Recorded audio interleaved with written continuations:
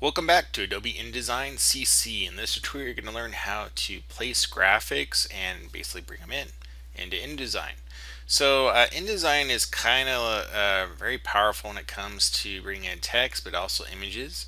So I'm going to add sort of a image or text frame here by using the rectangular frame tool and just draw a rectangle here. Now, while it's selected, I can go to the File and choose the Place command. Now, you might be tempted to choose Open or copy and paste in here, but the way the program works, it works with links. You always want to use the Place command with images. So I'm going to choose this image right here, this number one.jpg, and click Open. And you'll see it's placed in here. However, look how small it is in there. Now, let me click on the black arrow. I'm going to show you a trick here. I can drag and resize it if I want to. If I actually hold down the mouse on the corner and then release and then grab it again, sometimes what will happen, sometimes it takes a little while here, as you drag, there you go, you'll start to see a preview of sort of a ghosting of the whole image here. So I could resize this however I want here, if I want just the legs and the hands here being shown. Now, if you click anywhere inside the middle here, you'll basically get the image itself, which you can drag around inside this frame here. So that's what's happening here. So I can drag it around and kind of resize it until I get to here. Now, if I want to actually have the image fit inside this frame, if I right click, I can go to fitting, and there's all kinds of fitting options here. You can also find it under the object menu, and here it is, fitting. And so you have fill frame proportional, fit content proportionally. You have fit frame to center, fit content to frame, and center content. I like to do it by right clicking though. So what I'm going to do is show you the differences of these. So if you fill frame proportionally, what it'll do is it'll fill it in here, but it's proportional and to the frame itself, so it's not going to fit everything in here. But if I right click, go to fitting, and choose fit content proportionally, it'll literally fit the entire image in here completely, regardless of the frame size. If I right click, choose fitting, you could choose fit frame to content, and what will happen is the frame will literally become the content itself, the size. We could right click, choose fitting, and choose fit content to frame. Let's change the frame size here.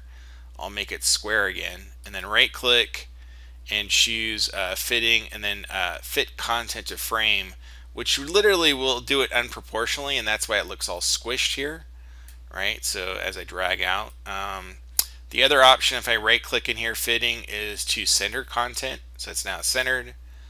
And is there any other ones? No. So you can also clear the frame fitting options, but basically what we want is to fit the content proportionally, is usually the one I choose. If you do choose the other one, the fill frame proportionally, it's going to fill it, but it will be proportional. So based upon the image here. And you'll notice you won't be able to drag it around anymore. Oh, yeah, you will once you double click on it, then you can move it around in the inside here.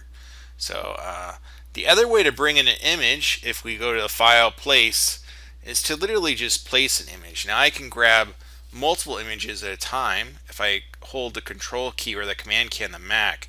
So if I want this one, and this one, and say this one, I can click Open, and what will happen is I'll have a placeholder here, and if I hit the arrow key, the right arrow, left arrow, I'll basically thumb through each of those little placeholders, and I can decide where I want these. So I can click on one there, I can choose to have that one there, I can choose to have that one there, and then finally the last one right here.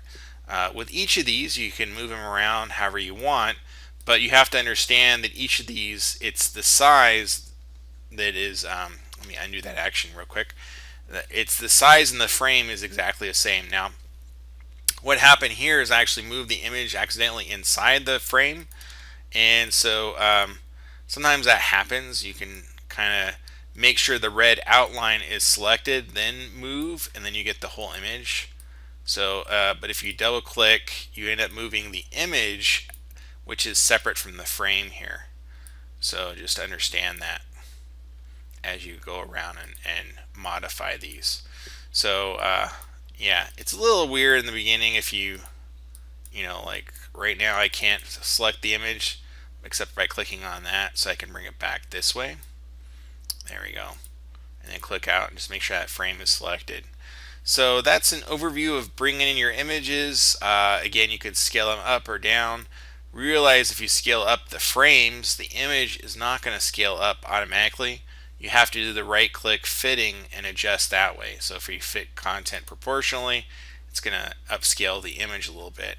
However, I don't recommend doing that. Just like in Photoshop, anything that's bitmap oriented, you don't want to scale up typically. You can scale down, but not up.